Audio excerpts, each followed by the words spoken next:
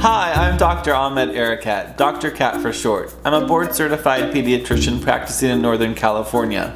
The number 1, 2, and 3 question I get from parents over the phone is about their children with fever.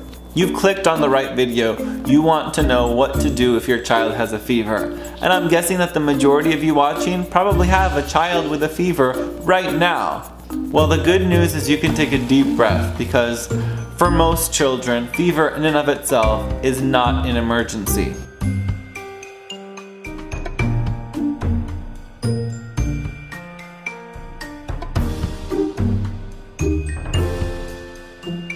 Fevers really freak parents out, and I get it.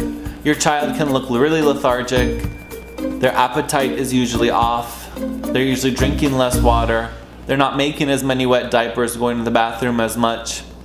In pediatrics, and in medicine in general, a fever is defined as a temperature of 100.4 Fahrenheit and above. That's 38.0 Celsius for those that use Celsius.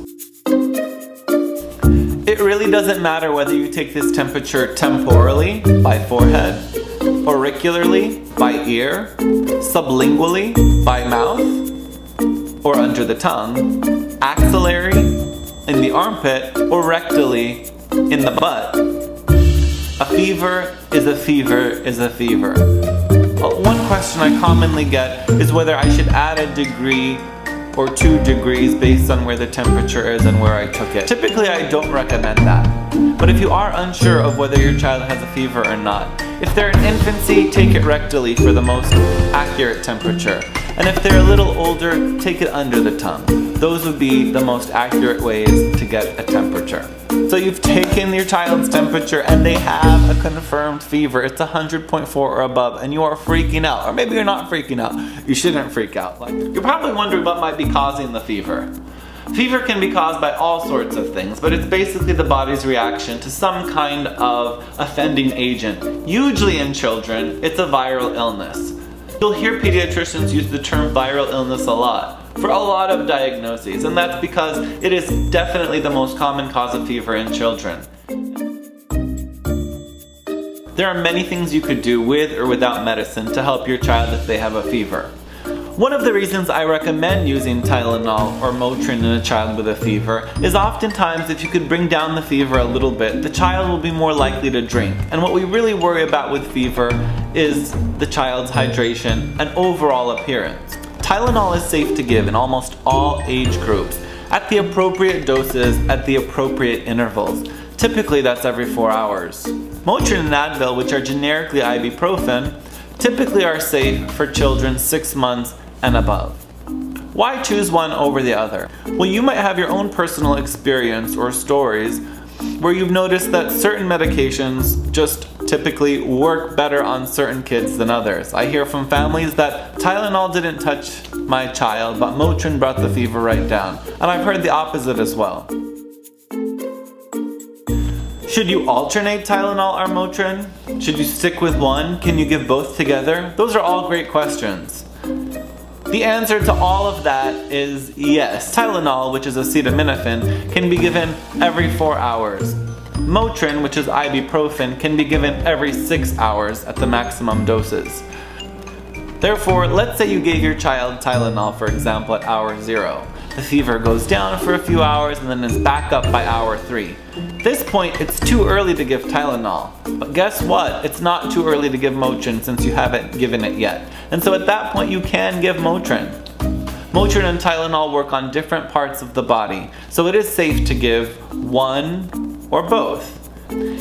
In general though, I recommend sticking with one if you can get away with it. Motrin is a little harsher on the stomach and is processed through the kidneys. So if you're having really low urine output, it's probably not the best choice for your child at that time.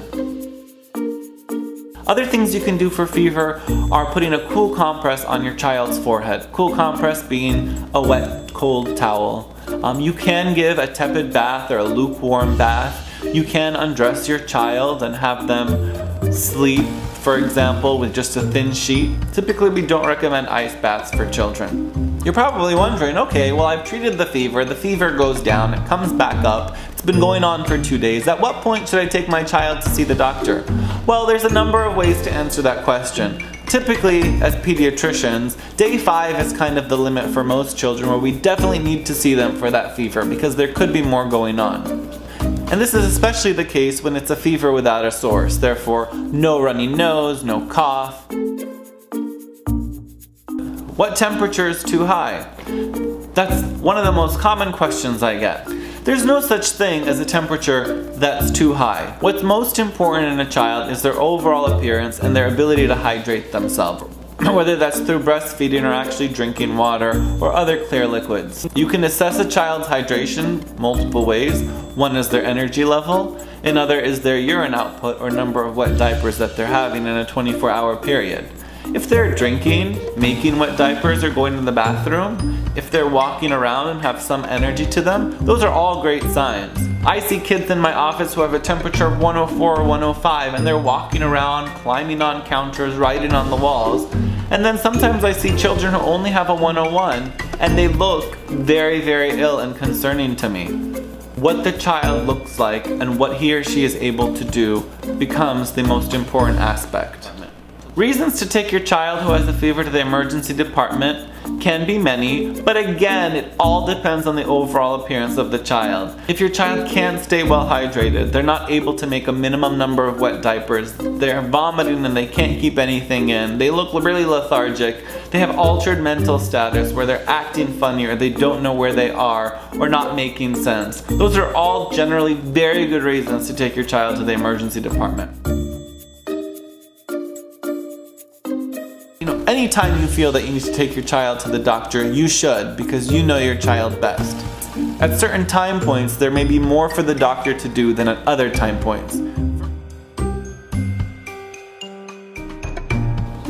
There are a lot of plans for upcoming videos, such as what to do if your child has a rash, what to do if your child has diarrhea, what to do if your child is vomiting, etc. But if you have any specific questions, especially if they pertain to fever in children, please comment below and I'll try my best to answer. Have a good day.